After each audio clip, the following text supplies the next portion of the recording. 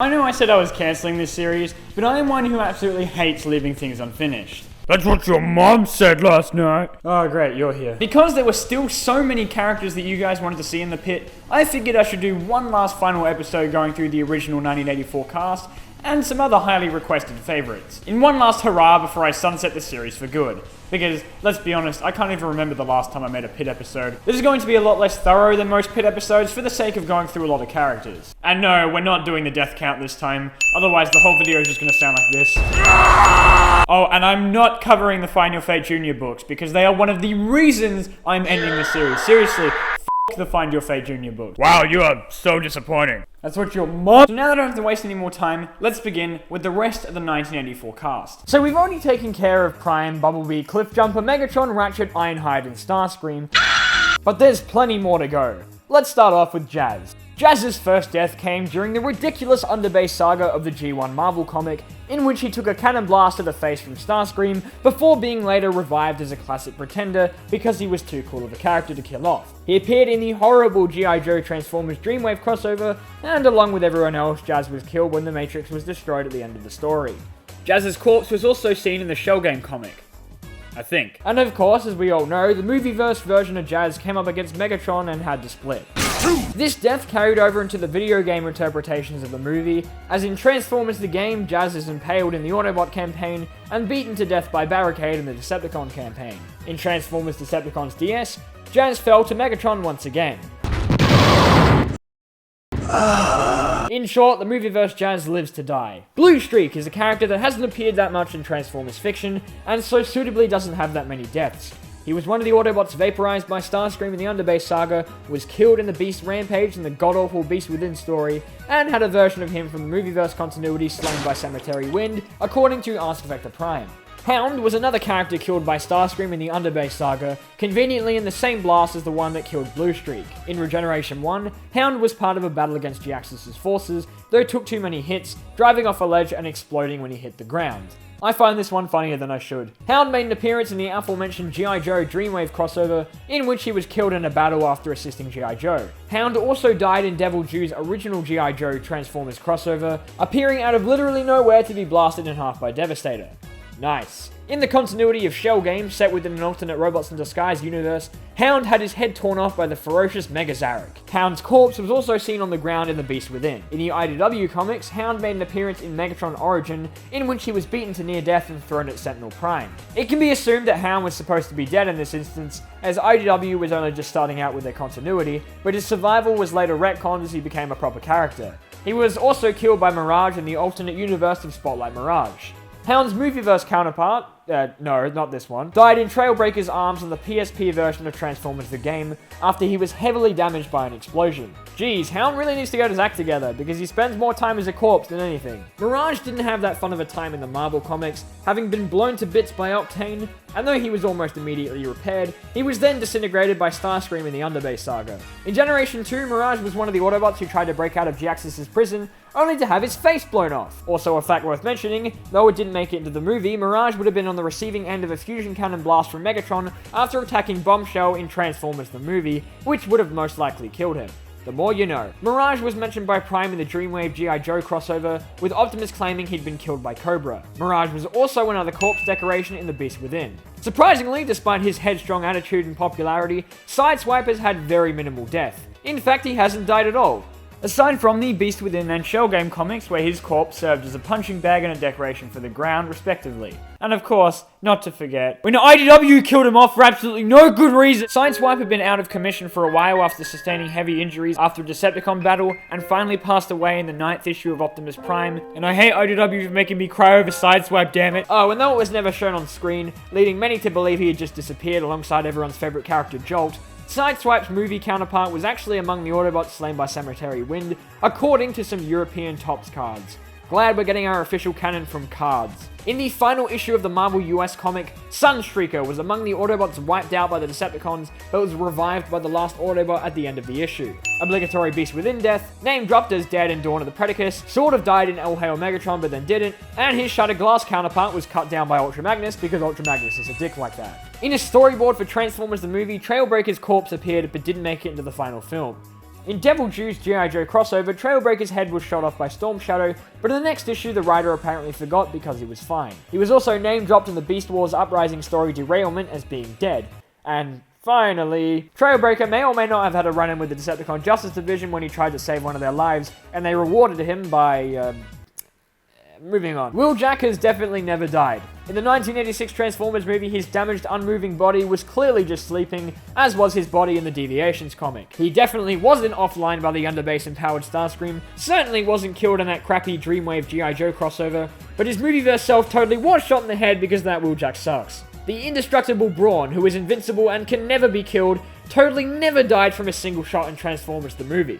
See, here he is right here. He's fine. He was also so indestructible that Starscream killed him during the Underbase saga. And, not to brag or anything, but Brawn's invincibility was what allowed him to be completely obliterated by Megatron in Generation 2. Brawn's invincibility kept his corpse protected from dirt as his body lay on the ground and the beast within. He was also eaten by Sharkticons in the Align novel Retribution. Talk about a bad case of indigestion, am I right? And finally, his movieverse self, who was probably not invincible and, well, I'm not sure what that is, but I assume it's Brawn, was killed by Shockwave in the Rising Storm comics. Gears, who is totally everyone's favorite character, was thought dead when he fell a long distance in the Marvel comics, but was totally fine, because Spider-Man is an idiot who doesn't understand how Cybertronians work. He was not totally fine though when Starscream killed him dead in the Underbase saga, and he killed him so hard that he didn't even appear in the panel of his own death. His corpse also barely appeared in The Beast Within because no one cares about Gears. Huffer, who is even more of everyone's favorite character over Gears, was listed as dead in the G1 episode Dark Awakening when the main cast visited an Autobot mausoleum, despite his death not appearing on screen. Though it is reasonable to assume that he was killed during the attack on Autobot City at the beginning of the film. I imagine Huffer would have complained the whole way through it. We're not fighters like they are, Prime. There was also an alternate version of him killed by the Decepticon Justice Division in More Than Meets the Eye, but that doesn't count. Windcharger was yet another casualty of the battle for Autobot City, being present next to the sleeping Wheeljack. Deviations. Beast Within. Alright, that was quick. Who's next? Ah, shit. Underbase. G.I. Joe. Beast Within. Deviations. Died in the 1986 Transformers movie where Scavenger got a good shot to his chest and he started vaping. The Headmaster's cartoon forgot this. The animated Prowl met his fate when he sacrificed himself in the final battle to restore the Allspark, appearing later as a ghost to save Optimus Prime one last time. Oh god, no! Okay, this is gonna take a while. The Owl Prowl was shot out of the sky in the IDW Beast Wars comics. And, the one in Sins of the Wreckers was also probably dead. Wait, that's it? I did so much reading for absolutely nothing. Damn it, Prowl, die more. Grimlock was another one of the characters wiped out by Starscream when he was infused with DeviantArt original character powers, but he was revived as a horrifying looking pretender. Seriously, ugh. He was supposedly killed by a shot from Motormaster meant for Magnus in the Dreamwave War Within comics, but was fine later on. G.I. Joe. Grim also died in the Beast Within when he became the Beast. He died inside, as did my respect for the Dinobots. Also, he was thrown off a cliff. Grimlock was killed in IDW's G.I. Joe crossover by Megatron, who proceeded to use his dinosaur head as a glove, which later turned out to be a bad idea. Skywarp had a fun time in the G1 Marvel comics. He was taken out by Omega Supreme, blown to bits by Galvatron, revived, and then killed by the underbase Starscream, and then revived as a zombie, deactivated, and vaporized.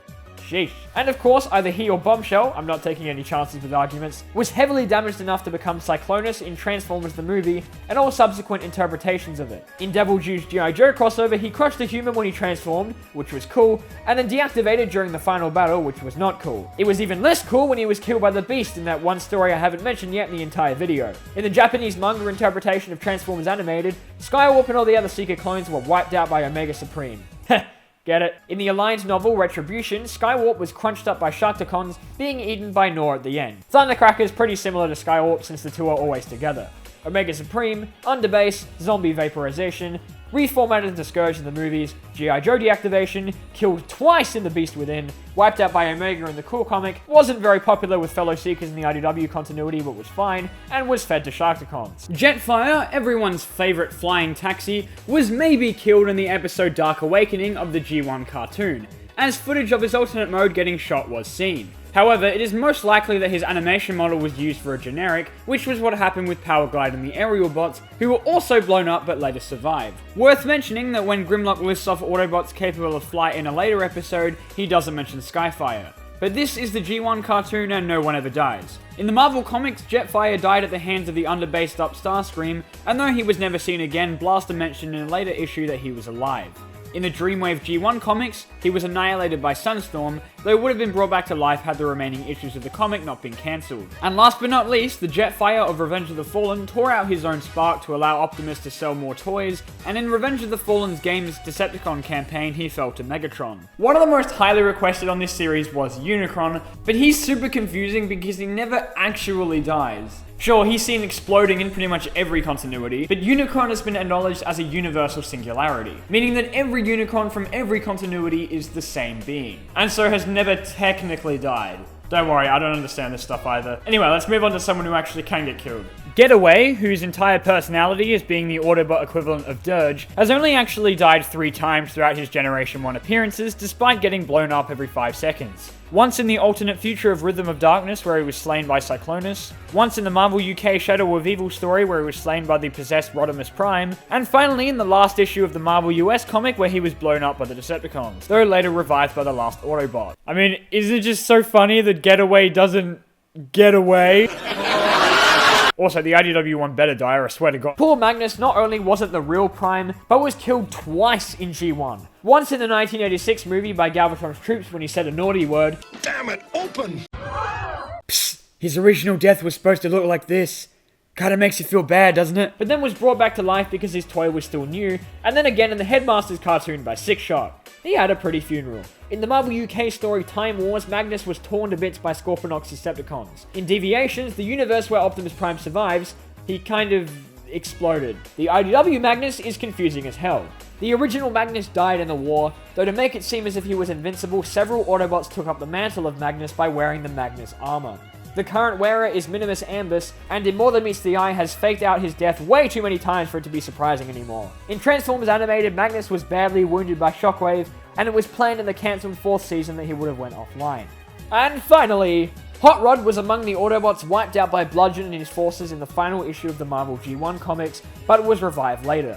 In the UK story Rhythm of Darkness, the Rodimus of an alternate future was killed by Galvatron, and his corpse was later killed even more to death. At the end of Regeneration 1, Rodimus was the last surviving Cybertronian, and eventually succumbed to his old age at the end of the comic before a new generation was born. In the Deviations comic, Hot Rod sacrificed himself at the end to destroy Starscream. That's what you get for killing Optimus, you little shit. In the 3H comics, Rodimus sustained fatal injuries after a devastating battle with Cyclonus, and perished as a result. In More Than Meets the Eye, a duplicate Rodimus was killed when he got stuck in the Lost Lights engine. Ouch. In the Japanese Henkai continuity, Hot Rod is actually Hot Shot, and it's really confusing, and long story short, in IDW's Drift miniseries, a bot who looks like Hot Shot but is actually a form of Hot Rod was killed. What? And that is that. Unsurprisingly, though we had a few characters with an obsession with death, none of them even came close to Starscream's total of 31, meaning that Starscream officially has died the most out of any Transformers character. This was such a stupid idea for a series. I really hope you enjoyed both this video and the entire series of The Pit. I'm sorry to those who really enjoyed this series, but I think it's time to put it to rest. And yes, I see the irony in that. And if you haven't seen the other episodes, be sure to go check them out. They're old, they're very, very poorly edited, but you know, they're still there. And with that, I'm bringing this series to a close. See ya.